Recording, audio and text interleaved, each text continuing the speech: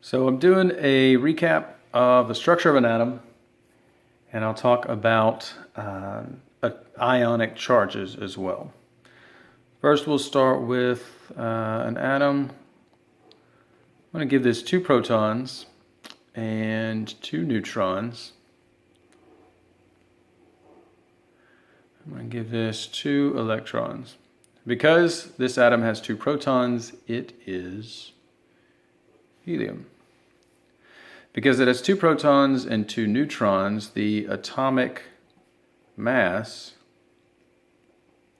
I'm trying to keep the focus on the paper, not my hand, the atomic mass is going to be 4 atomic mass units.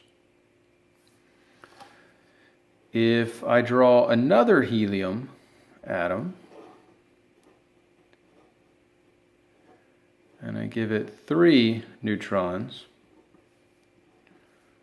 there are the 2 electrons, then the atomic mass will be 5 atomic mass units. The electrons have an atomic mass so close to 0 that we just consider it to be without mass. So whenever you're looking at the mass of an atom, you don't count the electrons. Next, I want to talk about the subatomic particles, electrons, protons, and neutrons, and the charges and what that means for an atom. So, an electron, also see me write it that way, it has a negative charge. Proton, positive charge, and the neutron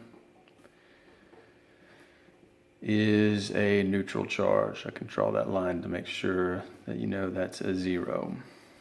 Now, if we look at an atom that doesn't have an equal number of protons and neutrons, or I'm sorry, protons and electrons, then we start looking at an atom that has a specific charge, something other than neutral. Here we've got an atom with 3 protons, 3 neutrons, and 3 electrons. 2 in the first orbital and 1 in the next one.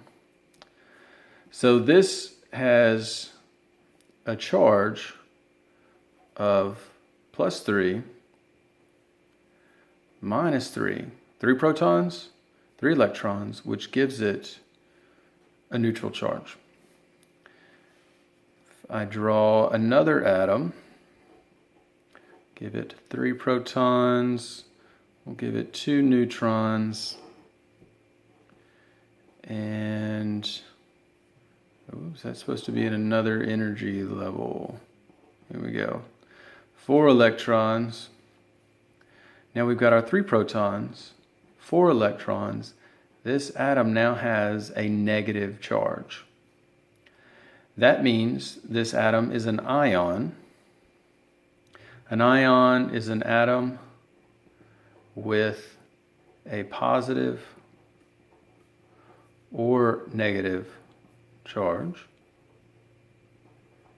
And because this one has a negative charge, we've got a special name for it, an anion, which I remember as a negative ion. Anion, a negative ion. This is an atom with a negative charge. Now the convention, a lot of times, and this is the convention that I use, is to write a 1 and then the charge. Because if you look at this -1, it would look like maybe we subtracted something, but we didn't. It's actually got an extra electron. So it's convention with a lot of people, including me, to write the number of the charge followed by the sign. Let's look at an ion with a positive charge. 3 protons again. I'll give it 4 neutrons. And I'm going to give it 2 electrons and then an empty orbital. So now we're looking at 3 protons, just 2 electrons, meaning it's got a positive charge. And again, this is something that I would write this way, and a lot of people do, because if you see a +1, it looks like we added something, but we didn't. We took away an electron, giving it the positive charge. +3 protons, -2 electrons, and there we go, our positive charge. Because this is an ion with a positive charge, we call it a cation. It's an ion with a positive charge.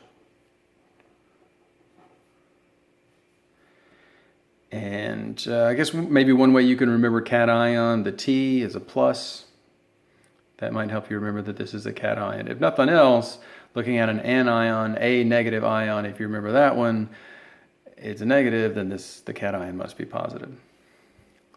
There's something that I see about this. Notice that I gave each one of these a different number of neutrons. Here, 3 neutrons. I gave this atom just 2 neutrons and this one 4. But it doesn't matter how many neutrons an atom has. That doesn't determine the charge of the atom. It's the number of protons compared to the number of electrons. These atoms all have 3 protons, which makes these atoms lithium. If you have any questions about this, you guys want me to make another video or send you an email or something about it. If I don't see you before you have more questions, then just shoot me an email and let me know.